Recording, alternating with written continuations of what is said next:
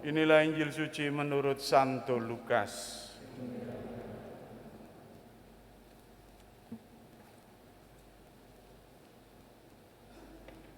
Pada hari pertama dalam pekan itu, 2 orang dari murid-murid Yesus pergi ke sebuah desa bernama Emmaus yang terletak kira-kira 11 km dari Yerusalem. Dan mereka bercakap-cakap tentang segala sesuatu yang telah terjadi.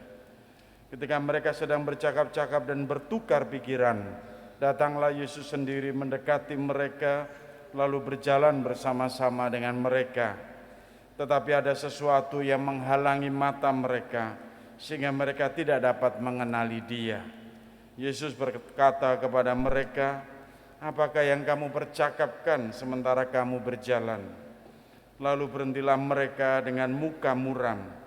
Seorang dari mereka namanya Kleopas menjawabnya, "Apakah engkau satu-satunya orang asing di Yerusalem yang tidak tahu apa yang terjadi di situ pada hari-hari ini?" Katanya kepada mereka, "Apakah itu?" Jawab mereka, "Apa yang terjadi dengan Yesus orang Nazaret? Dia adalah seorang nabi yang berkuasa dalam pekerjaan dan perkataan di hadapan Allah dan di depan seluruh bangsa kami. Tetapi imam-imam kepala dan pemimpin-pemimpin kami telah menyerahkan Dia untuk dihukum mati, dan mereka telah menyalibkannya. Padahal kami dahulu mengharapkan bahwa Dialah yang akan membebaskan bangsa Israel. Sementara itu telah lewat 3 hari sejak semuanya itu terjadi, tetapi beberapa perempuan dari kalangan kami telah mengejutkan kami. Pagi-pagi buta mereka telah pergi ke kubur dan tidak menemukan jenazahnya. Lalu mereka datang dengan berita bahwa telah kelihatan kepada mereka malaikat-malaikat yang mengatakan bahwa Yesus hidup. Beberapa teman kami pun telah pergi ke kubur itu dan mendapati sama seperti yang dikatakan perempuan-perempuan itu, tetapi Yesus sendiri tidak mereka lihat. Lalu Yesus berkata kepada mereka, "Hai kamu orang bodoh, betapa lambannya hatimu untuk mempercayai segala sesuatu yang telah dikatakan para nabi. Bukankah Mesias harus menderita semuanya itu untuk masuk ke dalam kemuliaannya?" Lalu Ia menjelaskan kepada mereka apa yang tertulis tentang Dia dalam seluruh kitab suci, mulai dari kitab-kitab Musa dan segala kitab nabi-nabi. Mereka mendekati desa yang mereka tuju. Lalu Ia berbuat seolah-olah hendak meneruskan perjalanannya.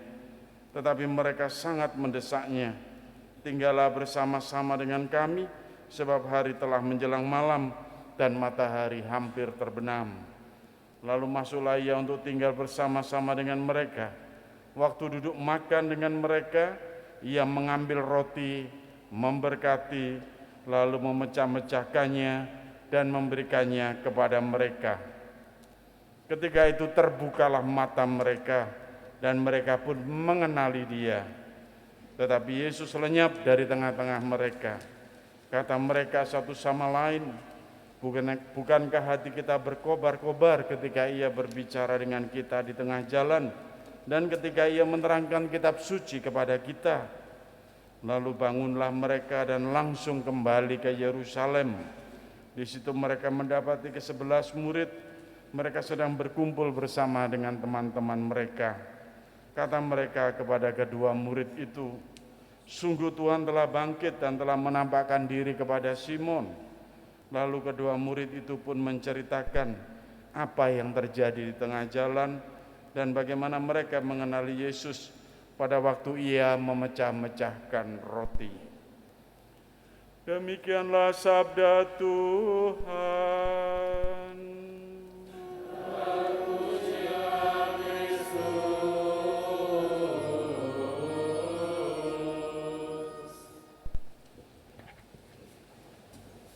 Ibu bapak, saudara-saudariku yang terkasih dalam Kristus, kita ini adalah umat Gereja Katolik. Anda dan saya, kita ini tidak asing dengan Ekaristi. Hanya kita sebagai umat Katolik ini yang tahu bagaimana manfaat dan dampak dari Ekaristi dalam kehidupan kita. Dan hanya umat Katolik, hanya Ekaristi yang ada di dalam Gereja Katolik lah yang memberikan kuasa Tuhan sendiri yang hadir bagi umatnya. Maka Bapak Ibu Saudara-saudari yang terkasih, tidak aneh kalau kita itu mendengar banyak kesaksian tentang Ekaristi itu dalam kehidupan kita. Ada orang yang merasakan diteguhkan, orang merasa diberi petunjuk, orang merasa disembuhkan, orang merasa dibimbing, diberi pencerahan, mendapatkan ketenteraman, macam-macam setelah orang mengikuti Ekaristi. Dan itu hanya umat Katolik. Umat yang lain pasti tidak punya pengalaman tentang Ekaristi. Nah, Bapak Ibu Saudara-saudari yang terkasih, seperti salah satu peristiwa ini, anak muda yang bingung setelah lulus dapat panggilan pekerjaan. Dua-duanya kelihatan bagus dan baik dengan gaji yang lumayan. Tanya sana, tanya sini, bingung saja ini. Tanya kokonya, tanya saudaranya, tanya temannya, tanya ini, tanya itu, tanya papanya, macam-macam. Tambah bingung. Akhirnya tanya mamanya ini.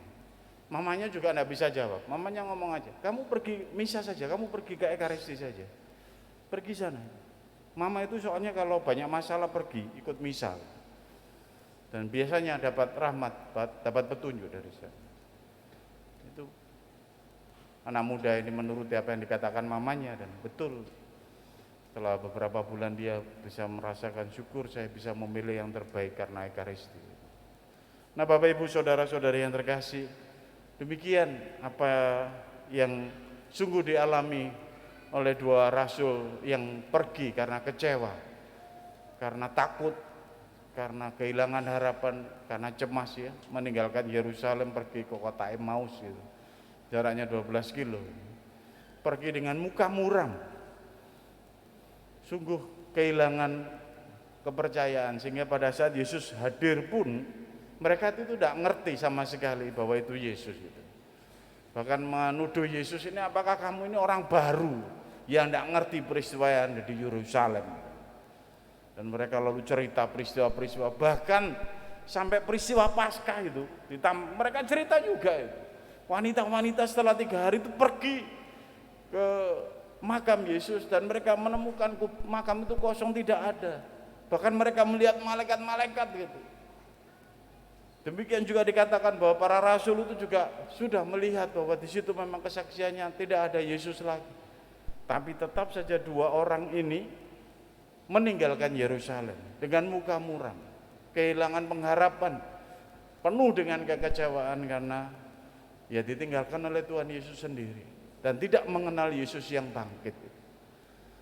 Sehingga pada saat Yesus di perjalanan menuju Emmaus itu menceritakan bahwa dia itu harus digenapi karena dari perjanjian lama nubuat para nabi tentang dia itu begini, ya tetap tidak melek gitu.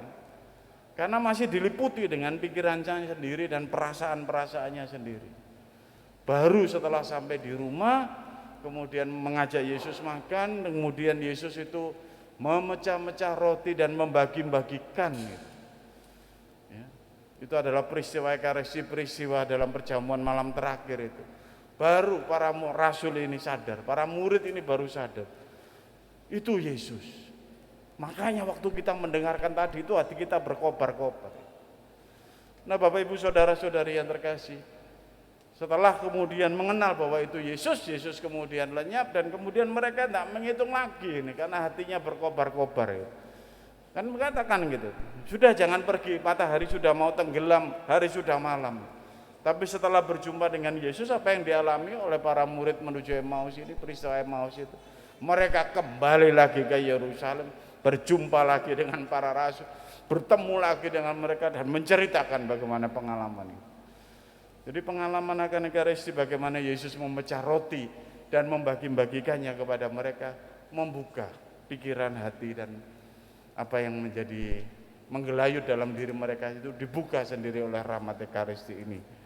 Ibu bapak, saudara-saudariku yang terkasih dalam Kristus, demikianlah bahwa Tuhan itu memberikan rahmat Ekaristi kepada Anda dan saya juga.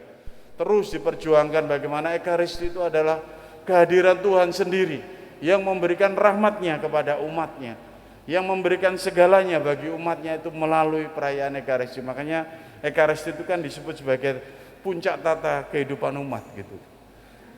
Kehidupan umat beriman itu memuncak segala-segalanya dalam Ekaristi. Tuhan yang hadir memberikan dirinya dengan menunjukkan dirinya dalam Ekaristi itu dengan memecah-mecahkan roti dan membagi-bagikannya. Dan kita bisa melihat bahwa Ekaristi itu sungguh sampai sekarang itu lestari, diperjuangkan, murni apa yang diwariskan Tuhan kepada umatnya ini terus menerus dijaga oleh gereja gitu ya. Imam-imam itu ada bagian dari Allah sendiri yang memang menjadi perangkatnya untuk menghadirkan Ekaristi bagi umatnya itu. Nah, Bapak saudara-saudariku yang terkasih dalam Kristus, dalam minggu ini Anda dan saya dipanggil lagi untuk kembali melihat sumber kehidupan kita di dalam Ekaristi, kehadiran Allah yang terus menjadi sumber kehidupan kita, yang menyelamatkan, memberikan berkatnya dan sebagainya dan sebagainya. Tantangan milenial kita saat ini tentang Ekaristi ini, kita itu bisa merasakan sungguh bahwa orang pergi misa ke gereja ini kan libur nih, libur Idul Fitri nih. Ini ke gereja apa enggak ya kan gitu ya. Waduh ngono enggak gereja gak enak ya. Merasa sebagai kewajiban saja. Orang datang ke gereja itu hanya wajib, kalau sudah selesai ya lega begitu aja. Seperti upacara gitu. Padahal Ekaristi itu menjadi sumber kehidupan kita gitu.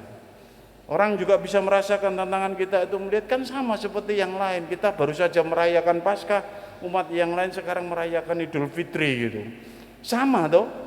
Kita sebagai umat beriman, jadi Ekaristi itu apa? Orang merasakan itu di zaman milenial itu menyamakan saja begitu, sebagai sebuah ritu, sebagai sebuah perayaan. Padahal berbeda sekali Bapak Ibu saudara-saudariku yang terkasih. Karena Anda dan saya itu diberikan rahmat Ekaristi, di mana Yesus itu mau memberikan dirinya, Yesus mau memberikan kehidupannya, Yesus mau memberikan sukacita, seperti yang diungkapkan di dalam bacaan pertama Kisah Para Rasul. Bagaimana kesaksian Rasul Petrus itu mengatakan demikian, bahwa dia itu sungguh seperti yang dinubuatkan oleh Raja Daud itu, sebagai jalan kehidupan dan memberi sukacita dalam kehidupan kita itu. Nah, Bapak, saudara-saudariku yang terkasih dalam Kristus, mari kita jadikan Ekaristi ini sungguh sebagai sesuatu yang sangat berharga dalam kehidupan kita, sesuatu yang luar biasa. Hal-hal yang menjadikan kita pada saat mengalami apapun itu datang kepada Tuhan dalam Ekaristi. Pada saat mengalami situasi apapun, senang, susah, gembira, sedih dan sebagainya, mungkin juga sampai yang paling mendasar gitu, yang paling mungkin kita jatuh sampai ke bawah pun, jangan pernah meninggalkan Ekaristi. Justru disitulah Tuhan itu hadir. Seperti menjadi kesaksian apa yang diungkapkan oleh Lukas di dalam Injilnya, bagaimana dua rasul ini bahkan sudah ada ngerti ada pewartaan Paskah pun tetap mengikuti pikiran dan perasaannya saja dalam kekecewaan, dan berjumpa dengan Yesus di dalam Ekaristi, baru mereka berkobar-kobar dan menemukan apa yang benar. Syarat untuk kita bisa sungguh mendapatkan rahmat Ekaristi adalah dengan kerendahan hati, terbuka atas kehendak Tuhan dan merasakan sapaan Tuhan yang nyata itu. Bukan dipenuhi dengan keinginan-keinginan, bukan dipenuhi dengan perasaan-perasaan yang berat, bukan dipenuhi dengan harapan-harapan yang terlalu muluk. Datang sebagai umatnya yang sungguh merasakan berkat dan sapaannya, serta merasakan peneguhan dengan bimbingannya. Saya menyapa Anda yang hari-hari ini merasakan sungguh berat dalam kehidupan Anda. Anda yang merasakan sungguh bagaimana kehidupan ini membutuhkan hal-hal yang untuk dibantu, untuk ditolong, untuk disapa, untuk diteguhkan. Datanglah kepada Ekaristi, rasakan kehadiran Tuhan dalam kehidupan Anda, dan terbukalah dengan kerendahan hati untuk merasakan bimbingan dan rahmat yang berlimpah dari Tuhan. Bagi kita semua, semoga Bapak Ibu saudara-saudari yang terkasih, kita di zaman milenial ini pun kita sungguh merasakan bangga dan makin dikuatkan dengan kehadiran Tuhan dalam Ekaristi, dan terus-menerus Dia hadir untuk meneguhkan dan menguatkan umatnya, untuk meneguhkan dan membimbing umatnya, untuk memberikan jalan-jalan terang dalam hidup kita, sehingga kita juga melangkah dengan aman dalam perjuangan kehidupan kita. Kekuatan kasih Allah itulah yang terus-menerus mengalir dari Ekaristi.